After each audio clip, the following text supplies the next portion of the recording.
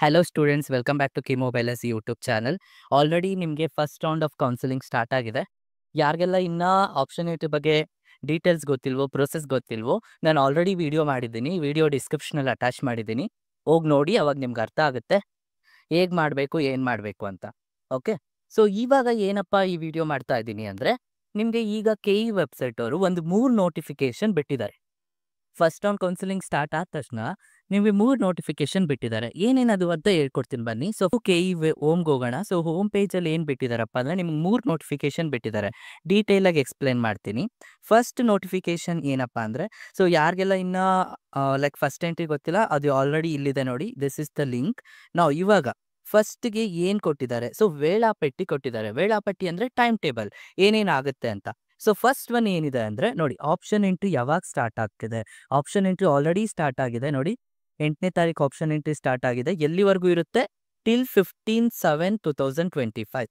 ಅಂದರೆ ನಿಮಗೆ 15ನೇ ತಾರೀಕುವರೆಗೂ ನೀವು ಕಾಲೇಜಸ್ಸು ಕೋರ್ಸ್ಗಳನ್ನ ಸೆಲೆಕ್ಟ್ ಮಾಡ್ಕೋಬೋದು. ಎಷ್ಟಾದರೂ ಸೆಲೆಕ್ಟ್ ಮಾಡ್ಕೋಬೋದು.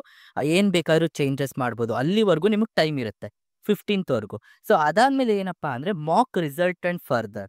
ಸೊ ಏನಿದು ಮಾಕ್ ರಿಸಲ್ಟ್ ಆ್ಯಂಡ್ ಫರ್ದರ್ ಅಂದರೆ, mock seat allotment result would be published after 3 days from the last date fixed to enter the option entry. So last date ಯಾವಾಗ ಇರೋದು? ಲಾಸ್ಟ್ ಡೇಟ್ ಇರೋದು ನಮಗೆ 15th. So 15th ಆದಮೇಲೆ 3 ಡೇಸ್ಗೆ, ಓಕೆನಾ, 15th ಆದಮೇಲೆ 3 ಡೇಸ್ಗೆ ನಿಮ್ಗೆ ಏನು ಮಾಡ್ತಾರೆ ಅಂದರೆ, 15th ಆದಮೇಲೆ 3 ಡೇಸ್ಗೆ ನಿಮ್ಗೆ ಏನು ಮಾಡ್ತಾರೆ ಅಂದರೆ, ಮಾಕ್ ರಿಸಲ್ಟ್ನ ಬಿಡ್ತಾರೆ.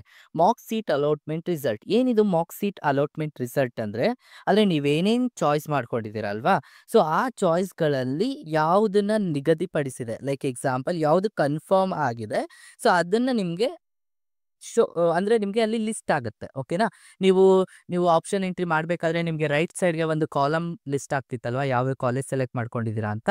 ಸೊ ಇಲ್ಲಿ ನಿಮಗೆ ಕಂಪ್ಲೀಟ್ ಅಂದರೆ ನಿಮಗೆ ಕನ್ಫರ್ಮ್ ಆಗಿ ಯಾವ್ಯಾವ ಕಾಲೇಜ್ ಸೆಲೆಕ್ಟ್ ಮಾಡಿದ್ದೀರಾ ಅನ್ನೋದು ಒಂದು ಲಿಸ್ಟ್ ಬರುತ್ತೆ.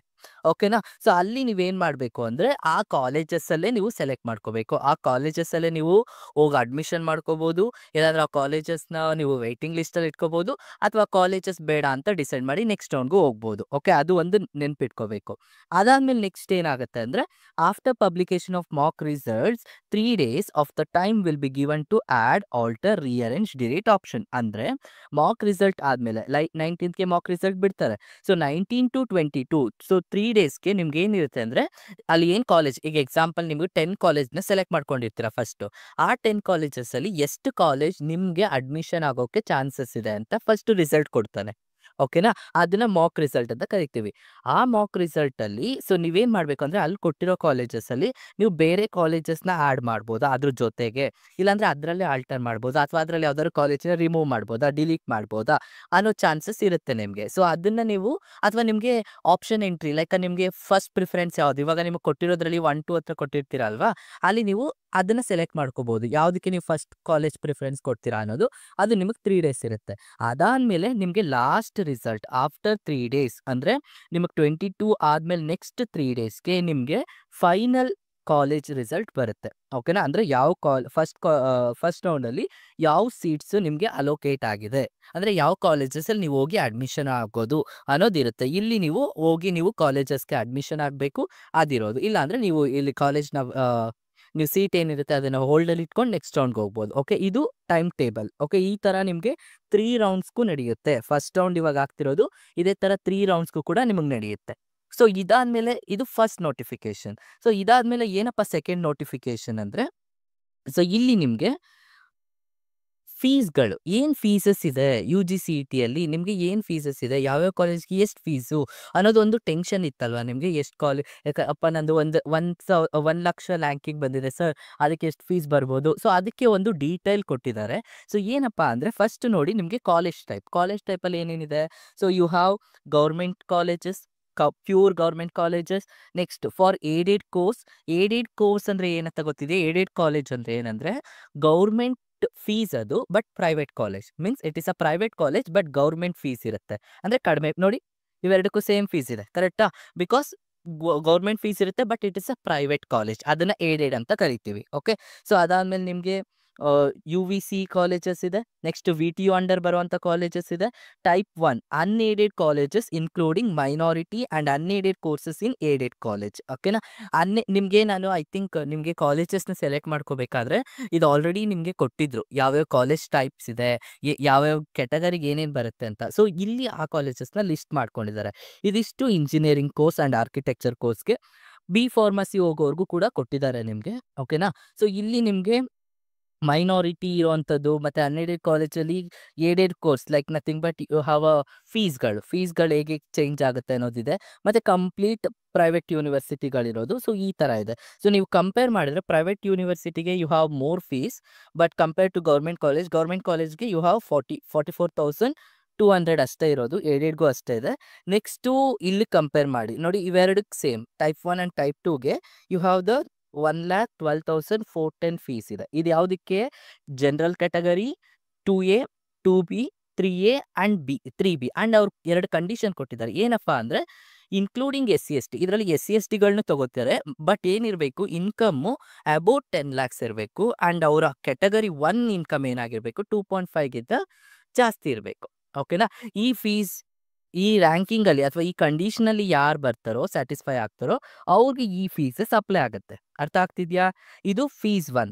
ನೆಕ್ಸ್ಟ್ ಏನಪ್ಪ ಅಂದರೆ SNQ ಕೋಟಾ. ನಿಮಗೆ ವೆರಿಫಿಕೇಷನ್ ಸ್ಲಿಪ್ಪಲ್ಲಿ ಮೆನ್ಷನ್ ಮಾಡಿರ್ತಾರೆ SNQ ಕೋಟಾ ಅಪ್ಲಿಕೇಬಲ್ ಆಗಿದೆಯಾ ಇಲ್ವಾ ಅಂತ. ಲೈಕ್ ಎಕ್ಸಾಂಪಲ್ SNQ ಎಸ್ ಅಂತ ಇರುತ್ತೆ, ಒಬ್ಬೊಬ್ಬರಿಗೆ SNQ ನೋ ಅಂತ ಇರುತ್ತೆ. ಎಸ್ ಅಂತ ಇರೋರಿಗೆಲ್ಲ ಈ ಫೀಸ್ ಅಪ್ಲಿಕೇಬಲ್ ಆಗುತ್ತೆ. ಸೊ SNQ ಕೋಟಾ ಇರೋರಿಗೆ ತುಂಬ lucky, because you have a less fees. ಓಕೆನಾ. ತುಂಬ ಕಮ್ಮಿ ಫೀಸ್ ಇದೆ. ಆ್ಯಂಡ್ ಪ್ರೈವೇಟ್ ಕಾಲೇಜಲ್ಲಿ SNQ ಕೋಟಾ ಅಲೋ ಮಾಡೋದಿಲ್ಲ. ಅರ್ಥ ಆಯ್ತಾ? ಸೊ ಅಲ್ಲಿ ನಿಮಗೆ ಆ ಕಾಲೇಜ್ ಫೀಸ್ ಏನಿರುತ್ತೆ ಅದನ್ನು ಪೇ ಮಾಡಬೇಕಾಗತ್ತೆ. ಸೊ ಅದಾದಮೇಲೆ next coming to last SC and ST ಕ್ಯಾಟಗರಿಗೆ ಬಂದರೆ, ಸೊ ಅವರಲ್ಲಿ ಏನಾಗಿರುತ್ತೆ, there is no any KCT fees. ಯಾರೆಲ್ಲ SC ST ಇದ್ದೀರಾ ಅವ್ರಿಗೆ ಯಾವುದೇ ರೀತಿ KCT ಫೀಸ್ ಅಥವಾ KE ಬೋರ್ಡ್ ಫೀಸ್ ಯಾರಿಗೂ ಕೂಡ ಇಲ್ಲ, SC ST ಇರೋರಿಗೆ.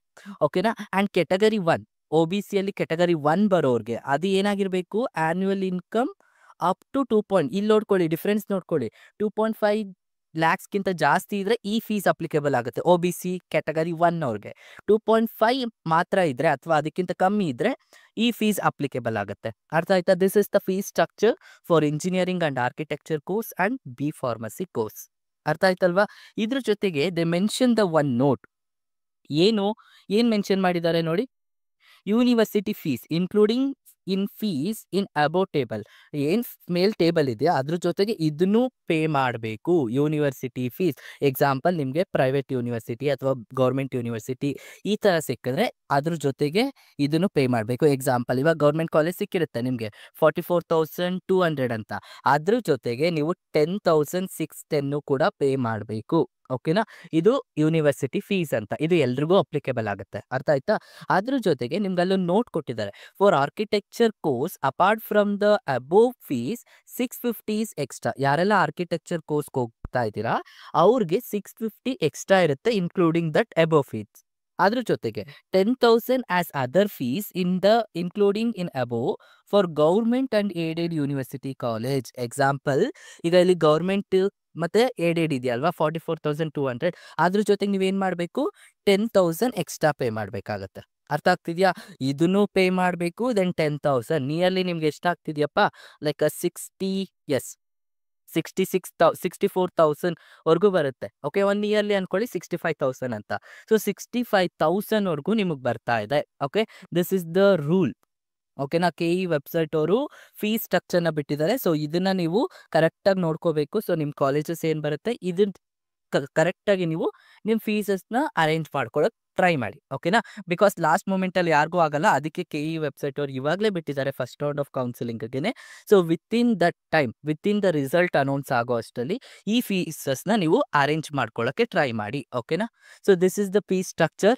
ಫಸ್ಟ್ ನೋಟಿಫಿಕೇಶನ್ ಏನಿದೆ, ನಿಮ್ಗೆ ಏನೇನು ಟೈಮ್ ಟೇಬಲ್ ಇದೆ, ಯಾವ ಟೈಮ್ಗೆ ಕೌನ್ಸಿಲಿಂಗ್ ಆಗ್ತಾ ಇದೆ ಅಂತ. ಅದ್ರ ಜೊತೆಗೆ ನೆಕ್ಸ್ಟ್ ಏನಿದೆ, the one fees structure.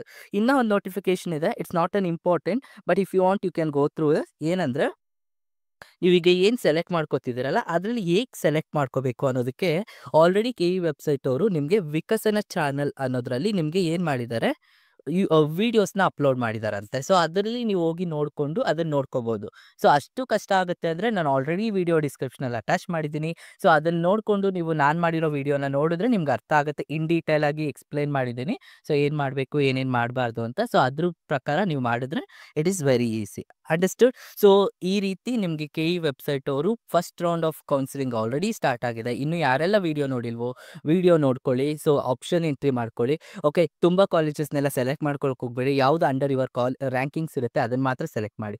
I hope ಈ ಇನ್ಫಾರ್ಮೇಷನ್ ಹೆಲ್ಪ್ ಆಗಿದೆ ಅನ್ಕೋತೀನಿ. ಓಕೆನಾ?